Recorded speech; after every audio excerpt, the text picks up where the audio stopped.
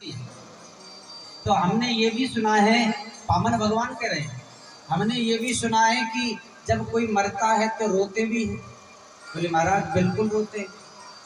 तो फिर रोएगा कौन? बोले किराए से थोड़ी आएगा, रोना आपको ही पड़ेगा। तो बोले महाराज यही तो बात है, ऐसा काम ही क्यों करे जो रोना पड़े। बोले हम ऐसा काम नहीं करते।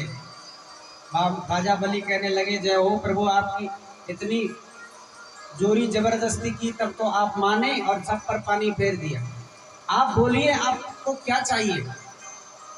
ब्राह्मण भगवान कहने लगे देखो राजन, हम हैं ब्राह्मण और सन्यासी ब्राह्मण है, बिना संकल्प के कोई वस्तु लेते नहीं है, और हमारा छोटा सा शरीर है, हमको कितनी सी जगह चाहिए, इसलिए हमको रहने के लिए कुटिया बनानी है, इसलिए हमको 3 पग भूमि चाहिए। अरे महाराज, आपके छोटे छोटे पैर है, उससे कितनी सी जमीन नपेगी। अरे जितनी आप उंगली कर दो वहां तक मेरी जमीन है, मेरी भूमि है, मेरा राज्य है, इसलिए तुमको जितना चाहिए उतना ले लो। बोले हम लालची नहीं है, हम संतोषी हैं, इसलिए हमको केवल और केवल 3 पग भूमि चाहिए। अब महाराज इन दोनों की वार्तालाप को यज्ञशाला में बैठे हुए शुक्राचार्य जी सुन रहे हैं और विचार कर रहे हैं कि ये इतना संकल्प पे जोर क्यों दे रहा है। देखिए, जब हमारे शास्त्र के अंदर संकल्प जो होता है ना, वो क्या है? बोले वो है रिजर्वेशन, एकदम पक्का ठप्पा लग गया। यदि संकल्प के बाद में कोई मुकरता है तो वो अगले जन्म में भी उसको देना पड़ेगा, ये पक्की बात है। हाँ, जिसने एक बार भगवान के सामने संकल्प कर दिया अपने गोत्रों के साथ में, नाम और गोत्र के साथ में संकल्प कर दिया, तो फिर उसको वो वस्तु देनी ही पड़ती है। इसलिए कभी भी पूजा पाठ करवाओ ना, और पंडित जी कोई भी संकल्प करवाए तो ध्यान से करना अपने। हाँ, क्योंकि संकल्प जो है वो एक रजिस्ट्रेशन है, एक बार हो गया तो हो गया। संकल्प में क्या होता है कि जैसे हमारे हिंदू धर्म में जो सम्मत, महीना, नक्षत्र वगैरह जो होते सब बोले जाते हैं।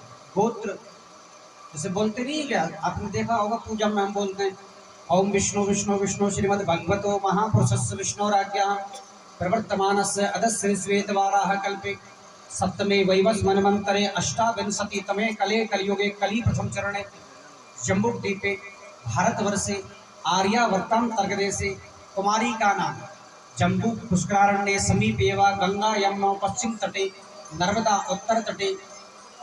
फिर राज्य का नाम बोलते हैं, हरियाणा राज्य है, हिसार नगर है, विशाल नगर स्थित है। फिर बोलते हैं सम्मत सारे सम्मत 2080, शाखा सम्मत 1947, मासोत्तम मासे वैशाख मासे कृष्ण पक्षे शनिवासरायाम। फिर कहते हैं कि आपका नाम गोत्र बोलिए, फिर आप गोत्र और नाम बोलते हैं, तब समझ लीजिए कि रजिस्ट्रेशन हो गया। अब पंडित जी ने आपसे कह दिया कि अब बोलिए आपको क्या बोलना है, क्या दक्षिणा देनी है, और आपने कह दिया कि इतना, तो वो रजिस्ट्रेशन हो गया। अब उसमें से यदि आपने कटौती कर दी तो वो जो आधा रखा है ना, वो अगले जन्म में भी देना पड़ेगा, ब्याज से पक्का रखना।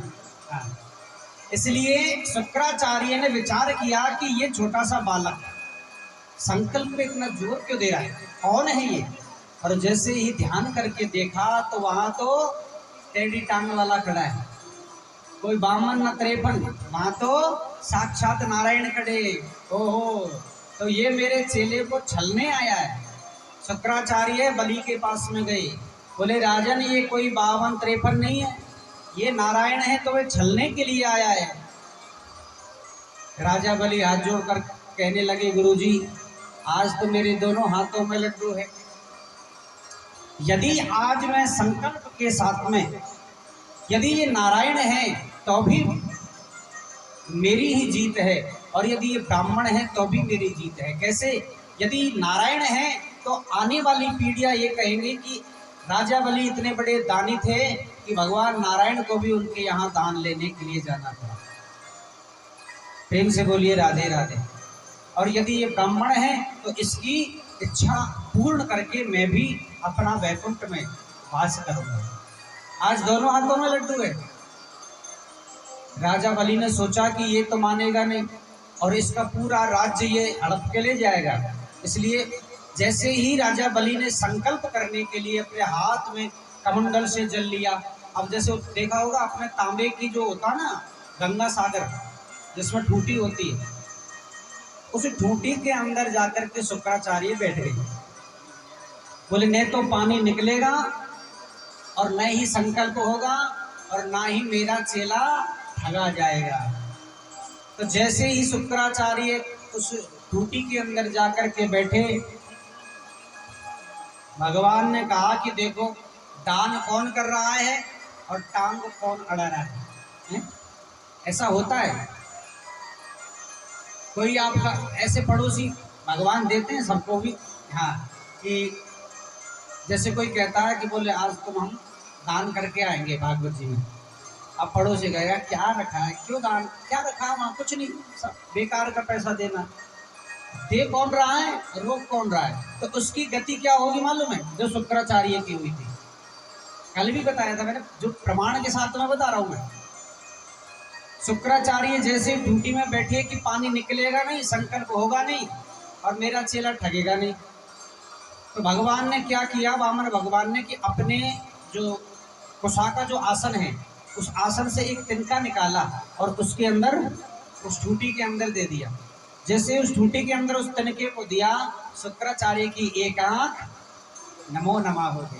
प्रेम से बोलिए राधे राधे। तो जो दूसरे को दान देते हुए रोकते हैं ना, उनकी यही गति होती है, एक आंख से। प्रेम से बोलिए राधे राधे। शुक्राचार्य ने राजा बलि को श्राप दिया कि राजन, तूने अपने गुरु की बात नहीं मानी, इसलिए तुम लक्ष्मी से विहीन हो जाओ। भगवान मन ही मन मुस्कुरा रहे हैं, बोले गुरुजी ने हमारी बात पकड़ ली, हम भी इसको लक्ष्मी से विहीन करने आए, हम भी इसके धन को हड़पने आए और गुरुजी ने भी श्राप दे दिया। बोले संपुट लग गया। अब जैसे ही संकल्प किया राजा बलि के हाथ में जल दे करके, मंत्रों के साथ में गोत्र नाम लेकर के 3 पग भूमि का जैसे ही संकल्प किया, और संकल्प करते ही महाराज वामन भगवान वामन उंगल से और विशाल हो गए। यत्पादयोरसटधीशालिलं प्रदाय दुर्वंकरैरपि विद्याय सतिं सपरया अप्योत्तमां गतिमसौ भजते त्रलोकीं तारास्व विकलवामना कथमाश्रिवत्सति। वामन भगवान का इतना विशाल शरीर हो गया कि एक पग में पूरी पृथ्वी को नाप लिया, दूसरे पग में संपूर्ण लोकों को नाप लिया, इतना विशाल।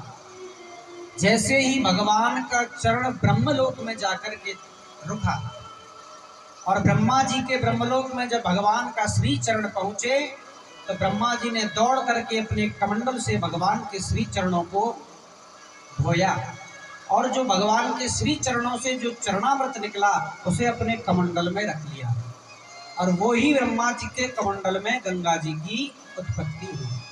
प्रेम से बोलिए राधे राधे। कहते हैं ना, जिन चरणों से निकली सुरसरी शंकर जटा समाई। भगवान के श्री चरणों से, नख से निकली, भगवान के चरणों की जो अंगूठा है उससे गंगा जी का प्रादुर्भाव हुआ।